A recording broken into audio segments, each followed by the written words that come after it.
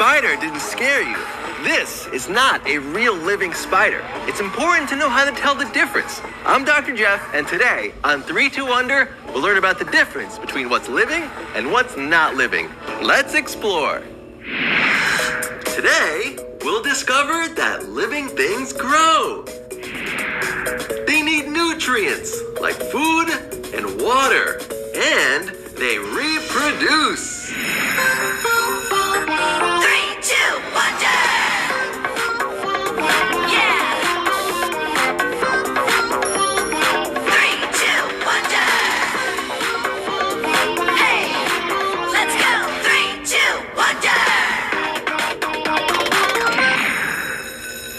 Hey, Olivia. Hey, Elijah. What are you doing? Dr. Jeff, what if I said there's a scary creature creeping up behind you? Here? I'd say fantastic. Not the response I expected. That's not a creature. It's a robot. There's a difference. Not in some of the movies I've seen. Is there any way to tell whether or not it's a real spider or a harmless robot? That's a great question, Elijah. What is the difference between something that's living and something that's non-living? It's time to play our favorite game. Is it living? That's right. Our first contestant, Elijah, can you tell us, is it living? Well, Dr. Jeff, it's a rock. And I'm pretty sure it's non-living. That is correct. Now for our second contestant, Olivia. Is it living?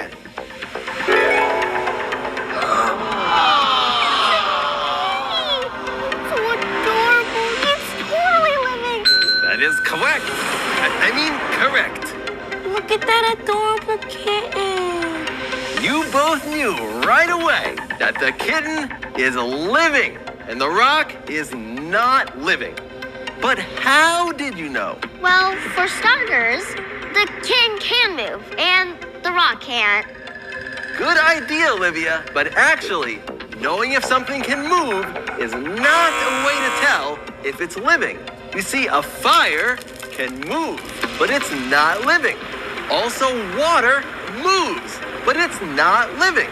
Let's try to think of things that only living things can do. Well, a kitten eats food and drinks water. I've never seen a rock do that. Great observation. Living things eat and drink. In science, we say they take in nutrients. What else do only living things do?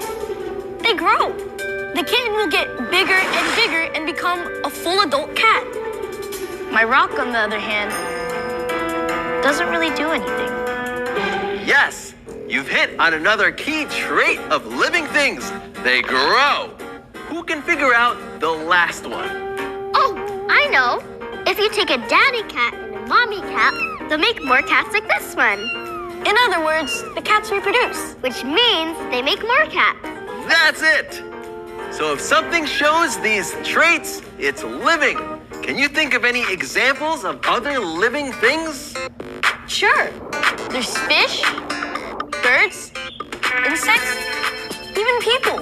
And anything that doesn't eat, drink, grow, and reproduce is non-living. Hats, spoons, or that microphone. Right. Sometimes it's easy to tell if something is living or non-living, but sometimes it can be hard. To learn more, let's go into our imaginations. Follow me! Ready? Here we go. In 3, 2, Wonder!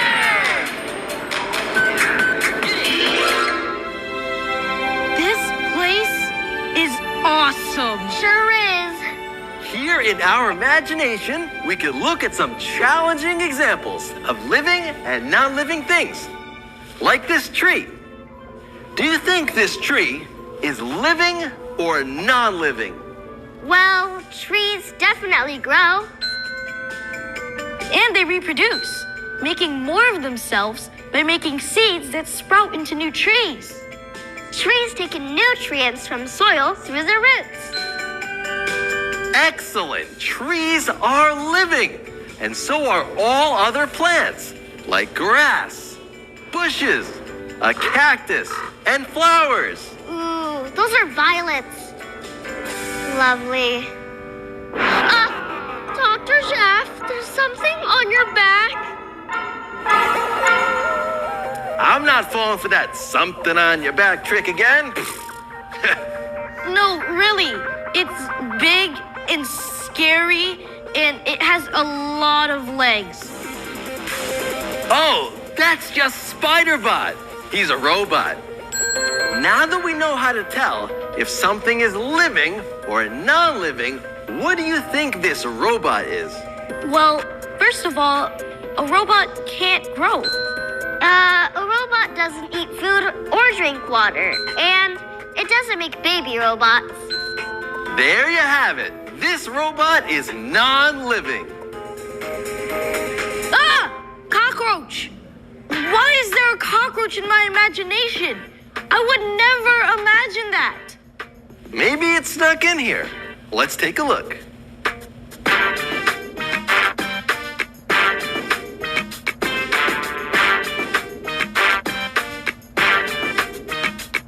It looks like it's dead. Yuck! How would we classify a dead cockroach, Dr. Jeff? Yeah, it used to grow, but now it doesn't. And it doesn't need nutrients anymore. And it doesn't reproduce anymore, and it can't make any more cockroaches. Great analysis. At one time, this cockroach was living. But now it is not. So we say this cockroach is dead. Dead things used to be living, but now they are no longer alive.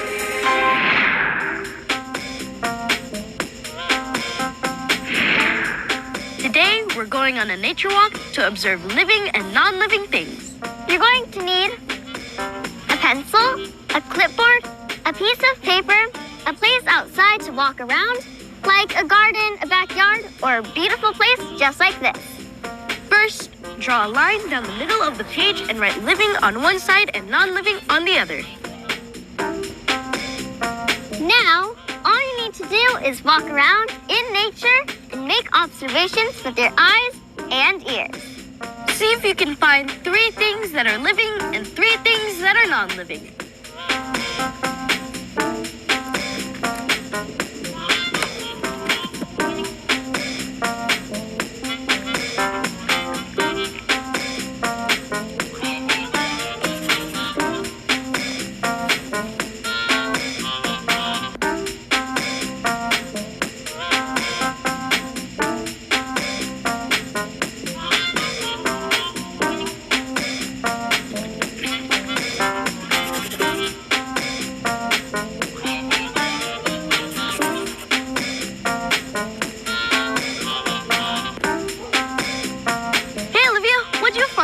For my living things, I found a stink bug, a deer, and a plant.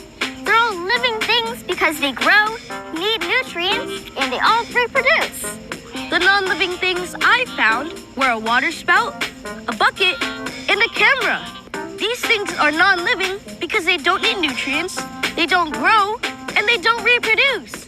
See how many different living and non-living things you can draw and label. Try yourself.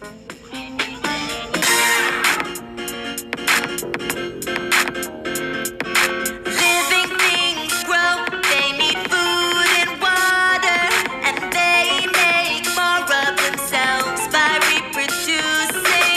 This is how we tell if something is living or not living. Whoa. Some things are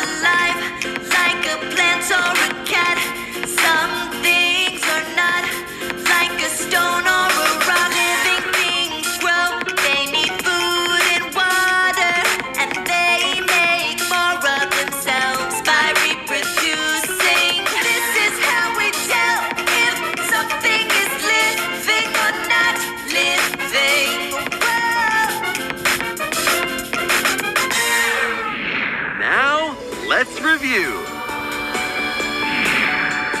Today, we learned 3 traits of living things. Living things grow, They need nutrients. and they make more of themselves by reproducing. And now you know. Until next time, I'm Dr. Jeff. I'm Elijah. I'm Olivia. And remember, Always question, always wonder.